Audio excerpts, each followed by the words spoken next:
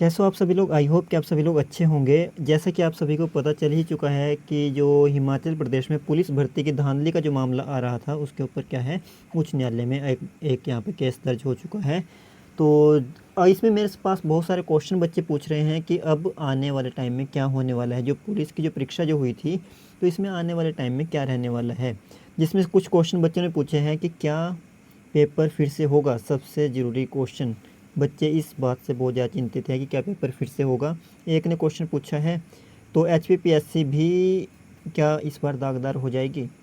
तो बच्चे आरोप तो इसमें पहले भी लग चुके हैं लेकिन अभी तक साबित नहीं हुए थे, और इस बार अगर ऐसा होता है कि पुलिस भर्ती में जो जाता है तो कहीं ना कहीं दागदार होने की काफ़ी ज़्यादा संभावना यहाँ पे आ रही है।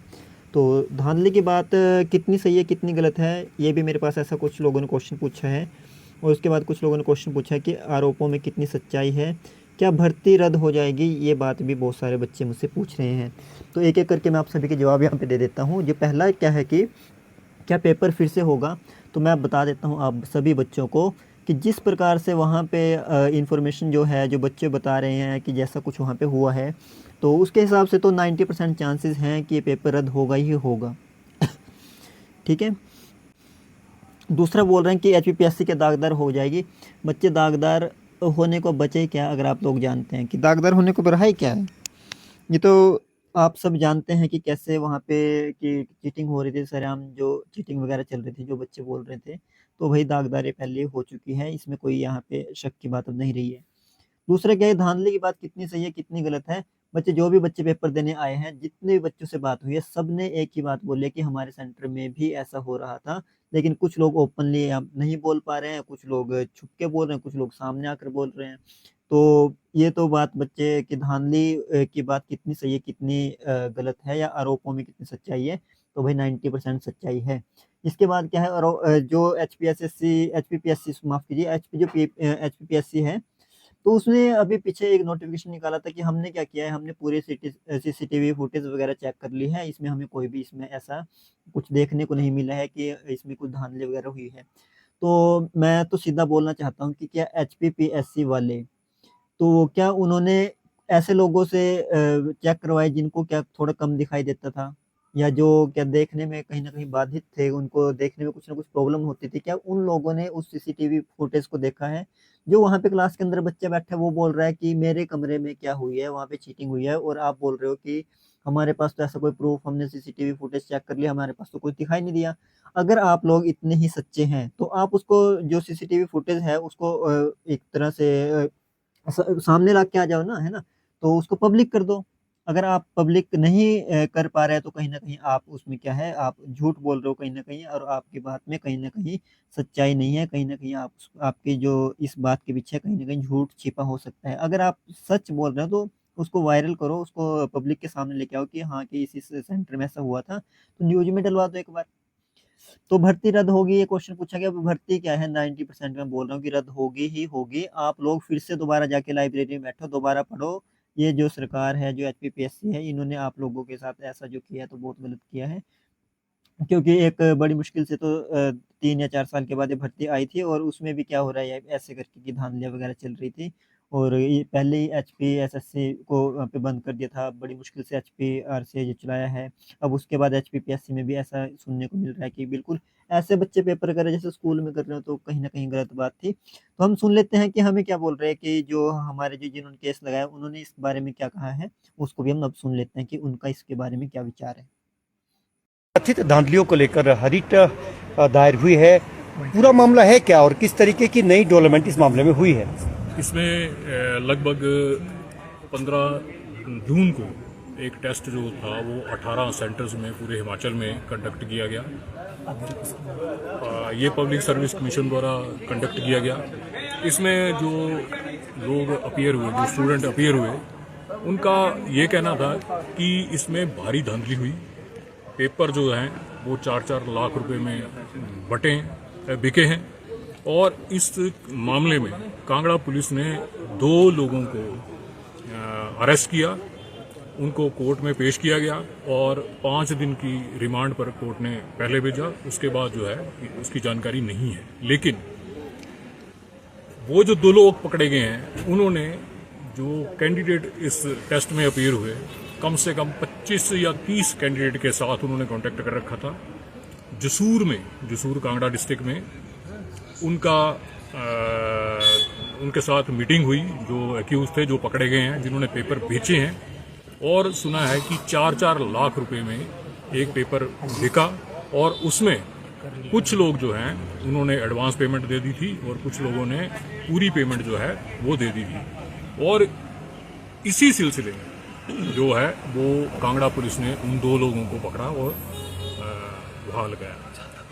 हमने ये कहा कोर्ट को कि इस मामले में एक तो ये मामला सामने आया कि जिसमें पेपर जो बिका, अब 20 लोगों को अगर पेपर बिका है तो वो कई लोगों में डिस्ट्रीब्यूट हुआ होगा, क्योंकि ये पेपर बिका है 13 तारीख को और टेस्ट हुआ है 15 तारीख को। तो 2 दिन पहले ये पेपर अगर बिका है तो जिनके पास, जिन्होंने के पेपर खरीदा होगा, उन्होंने आगे भी अपने यारों दोस्तों में इसको डिस्ट्रीब्यूट किया होगा। और उसके बाद जब 15 को टेस्ट हुआ, 15 जून को जब टेस्ट हुआ, तब एग्जामिनेशन हॉल में हफरा तफरी थी। लोग एक दूसरे को पूछ के जो है पेपर कर रहे थे, जिसकी 1600 के करीब कंप्लेंट्स हैं वो पब्लिक सर्विस कमीशन को की गई हैं, लेकिन पब्लिक सर्विस कमीशन में उस पर कोई एक्शन नहीं लिया। जितने भी इफेक्टेड कैंडिडेट थे, कम से कम 1000 के करीब, उन्होंने मेरे से कांटेक्ट किया और उनमें से हमने 5 लोगों को सिलेक्ट किया जिन्होंने मेल वगैरह कर रखी थी। उनकी तरफ से, वो सारे अलग अलग डिस्ट्रिक्ट से हैं, उन सब की तरफ से हमने हाई कोर्ट में आज केस लगाया था। आज वो हाई कोर्ट में लिस्ट हुआ, कोर्ट नंबर 3 में, जस्टिस अजय मोहन गोयल जी की कोर्ट में। कोर्ट ने सुनवाई के दौरान देखा कि इस मामले में जो है सभी पक्षों का जो रिप्लाई है वो आना चाहिए, तो कोर्ट ने उसमें सबको रिप्लाई देने के लिए कहा है। हमने इसमें मेजर मांग जो है वो ये की है कि इस पेपर को कैंसिल किया जाए, क्योंकि इसमें बहुत बड़ी धांधली हुई है और उसमें हमने सुप्रीम कोर्ट के कई फैसलों का उदाहरण दिया।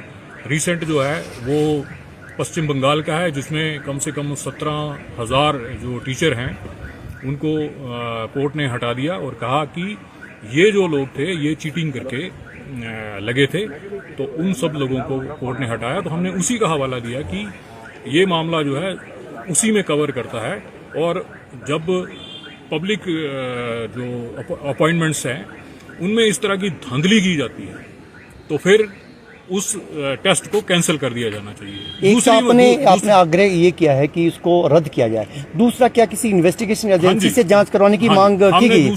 दूसरा कहा है कि सीबीआई से इसलिए जांच होनी चाहिए।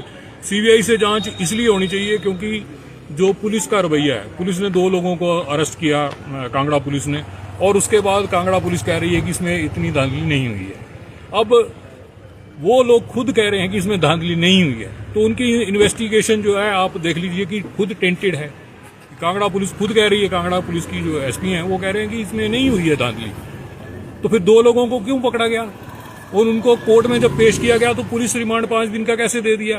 पुलिस रिमांड कोर्ट तभी देता है जब कोर्ट को लगता है कि इनके खिलाफ सफिशिएंट जो एविडेंस है वो हैं, प्रूफ है इनके खिलाफ, और वो सारे पुलिस जो प्रूफ थे वो कांगड़ा पुलिस ने ही जुटाए थे, और कांगड़ा पुलिस ही इस बार मामले में जो है लिपापोती करने की कोशिश कर रही है। इसलिए हमने कहा कि सीबीआई जांच होनी। कमीशन की तरफ से कुछ दिन पहले इसको लेकर स्पष्टीकरण भी आया था, जिसमें उन्होंने कहा था कि पेपर लीक नहीं हुआ है, उन्होंने सीसीटीवी फुटेज वगैरह चेक की है, पारदर्शिता बरती गई है।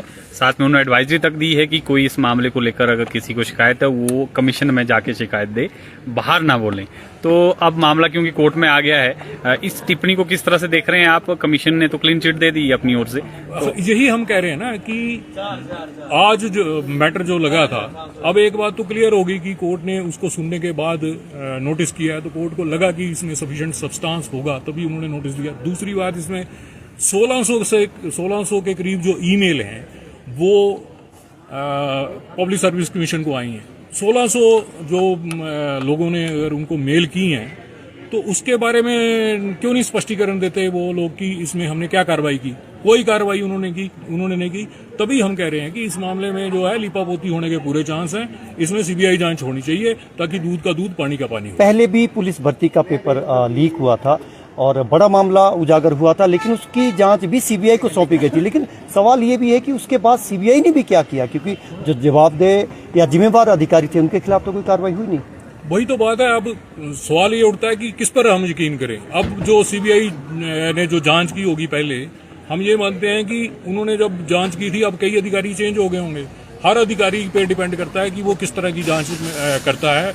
क्या जैसे विमल नेगी का मामला था, उसमें भी हाईकोर्ट ने रिसेंटली सीबीआई जांच के आदेश दिए हैं। उसी टर्म पर हम कह रहे हैं कि इस मामले में भी सीबीआई जांच होनी चाहिए। क्या लग रहा है सरकार भी इस मैटर को कहीं दबाने की कोशिश? बिल्कुल दबा रही है। अब देखो ना, पब्लिक सर्विस कमीशन जो है वो सरकार के अंडर है, और पब्लिक सर्विस कमीशन जो है खुद ही कह रहा है कि भाई इसमें क्लीन चिट दे रहे हैं कि कोई इसके बारे में ना बोले। सवाल ये उठता है कि पब्लिक सर्विस कमीशन के पास अथॉरिटी कहां से आई कि वो स्टूडेंट्स को डराए, धमकाए और कहे कि आप इसके बारे में ना बोले। स्टूडेंट नहीं बोलेंगे तो कौन बोलेगा? जो एग्रीव्ड पर्सन है वही बोलेगा, और हमारे संविधान में बोलने का अधिकार है सबके पास। और पब्लिक सर्विस कमीशन कौन होता है कि किसी को दबाने की बात करे या स्टूडेंट को दबाने की बात करे? मैं तो यहाँ आप सबके माध्यम से कहना चाह रहा हूँ कि स्टूडेंट जो हैं, जिन लोगों ने अभी तक कांटेक्ट नहीं किया है, वो बताएं उनके पास जो प्रूफ हैं, क्योंकि बहुत से कैंडिडेट ऐसे हैं जो डर के मारे सामने नहीं आते। आपने कहा था कि लोक सेवा आयोग की धमकियों से आप निपट लेंगे, आपने कहा भी मैंने तो उससे पहले जो विधानसभा भर्तियां हुई थी तब भी कहा था कि अगर विधानसभा अध्यक्ष या स्पीकर जो हैं वो किसी को डरा रहे हैं तो मैं उनके साथ खड़ा हूं। क्या आज जो हाईकोर्ट की तरफ से नोटिस हुए, किस किस को नोटिस हुए और अगली डेट कब तय की गई है? कितने दिन के भीतर? 4 हफ्ते का टाइम दिया है रिप्लाई फाइल करने के लिए। तो 4 हफ्ते में पब्लिक सर्विस कमीशन जो है और कांगड़ा पुलिस भी इसमें पार्टी है, सरकार भी इसमें पार्टी है, तो सारे जो है वो रिप्लाई देंगे कि इस मामले में कितने तथ्य हैं और कितने नहीं है, और उसके बाद कोर्ट अवलोकन करेगा कि कोर्ट को क्या करना है।